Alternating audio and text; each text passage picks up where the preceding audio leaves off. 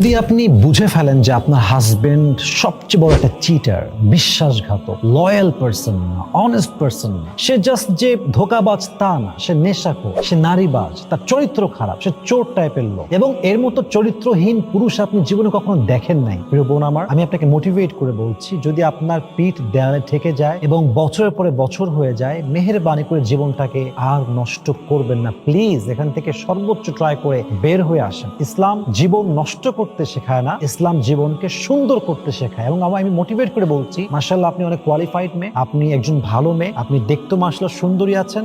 অত একটা পুরুষ যে জঘন্যতম পুরুষ, যার ভিতরে মানবতাবোধ বলতে কিছুই নাই, এর জন্য আবেগ ভরা কথা, আমি সারা জীবন নষ্ট করব, আমি সারা জীবন তার সঙ্গেই থাকবো, এই কথা দিয়ে জীবন নষ্ট করবেন না। Try your best, give your best effort. After that যদি না হয় বাদ দিয়ে দেন। दुनिया में लड़का सिर्फ एक ही नहीं है, और भी लड़का दुनिया में बाकी और बहुत अच्छे भी है माशाআল্লাহ। একটু ভাবেন, চিন্তা করেন, আপনার জীবন সুন্দর হবে এবং জীবনের গতি আরো সুন্দর হবে ইনশাআল্লাহ।